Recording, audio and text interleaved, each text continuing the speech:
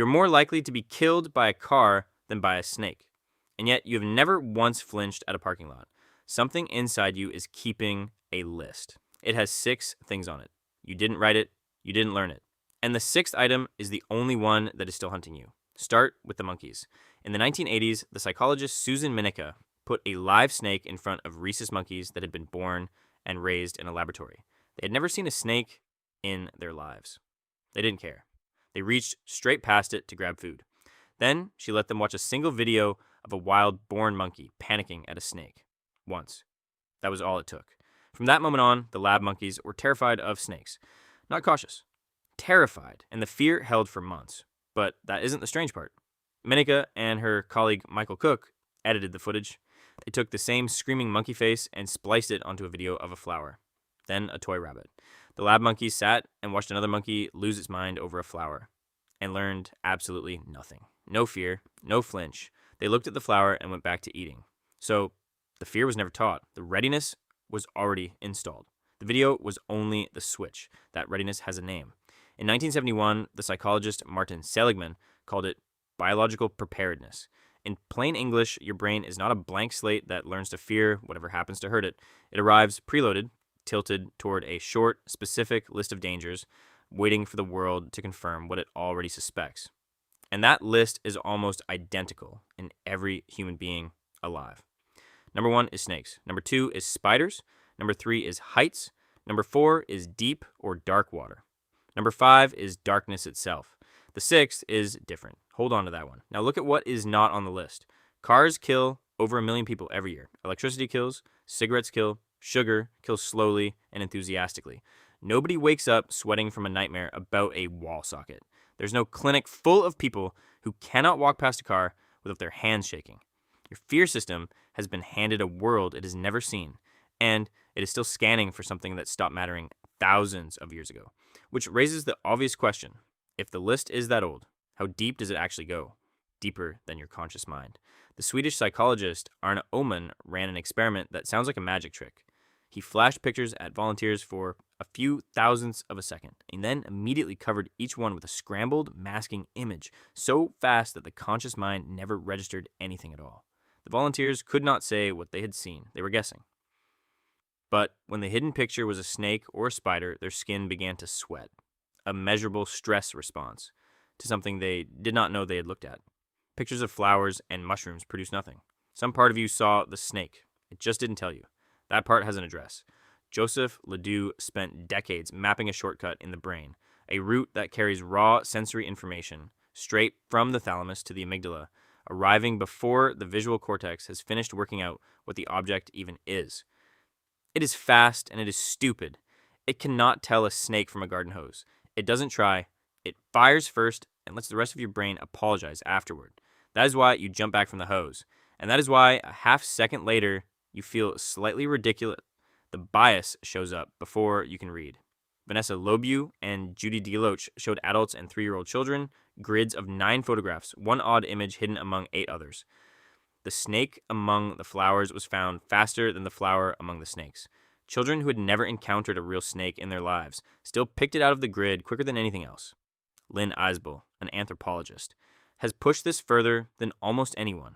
Her argument is that snakes did not just frighten our ancestors, they shaped them. Primates evolved unusually sharp close-range vision, and Isbell argues that part of the pressure driving it was the need to spot a coiled, motionless, perfectly camouflaged thing at arm's length before stepping on it. Researchers working with her later found neurons deep in the monkey brain that fired faster and harder for images of snakes than for faces or hands. Snakes may not simply be on the list. They may be part of why you have eyes that work the way they do. But here's the problem with all of this. If the list really is written into the hardware, then somewhere there should be a person with that hardware missing. Someone with the list erased. There is. Science knows her only by 2 initials. She is known as patient SM. A rare genetic condition called Urbach-Wiethe disease slowly destroyed her amygdala on both sides of her brain and left the rest of her almost entirely intact. Normal intelligence, warm, talkative, friendly, and no fear. Researchers, including Justin Feinstein, Ralph Adolphs, and Daniel Tranel, took her to an exotic pet store. She went straight for the snakes, handled them, rubbed their scales, and kept asking to touch the biggest ones in the shop. She was fascinated. She was not afraid. They walked her through a haunted house. She led the group. She startled the actors. Ask her to rate her fear, and the number came back at or near 0 for years. The list wasn't in her mind. It was in a piece of tissue the size of an almond, and when that tissue went, the list went with it. And then the twist. Feinstein's team had SM inhale a single breath of air containing 35% carbon dioxide. It is harmless. It also convinces the body instantly that it is suffocating. And SM, a woman who had not felt fear in decades, panicked. Full-blown, gasping panic. Nothing in her adult life had prepared her for it. So the amygdala is not the source of fear. It is the alarm that faces outward, the one that watches the world. Take it away, and the world stops being frightening, while the body underneath is still capable of terror. Take heights. In 1960, Eleanor Gibson and Richard Walk built the visual cliff, a sheet of solid glass over a sudden drop. Babies who had just learned to crawl would cross the shallow half happily, then stop dead at the edge of the apparent fall, even with their mothers calling from the other side. And the timing is telling. That caution is not there at birth. It appears within weeks of a baby learning to move on its own, far too fast to be the result of falling and getting hurt. Take darkness. This is not superstition, and it is not childishness. Craig Packer's team studied lions in Tanzania, going through decades of records of attacks on humans. The attacks clustered in the hours just after sunset and rose sharply on the dark nights that follow a full moon. For hundreds of thousands of years, sundown was the most dangerous moment of a human being's day. Your fear of the dark is not a fear of dark. It is a fear of what used to be standing in it, which brings you to the sixth. The sixth item is not an animal. It isn't a place. It isn't a height or a depth or an absence of light. It's other people. More precisely, it is being cast out by them. For most of human history, the fastest way to die was not meeting a predator. It was being removed from the group that kept the predators away. No band, no food, no fire, no one watching while you slept. Exile was not an insult. It was a slow execution. Roy Baumeister and Mark Leary argued in 1995 that the drive to belong is not a preference layered onto human nature.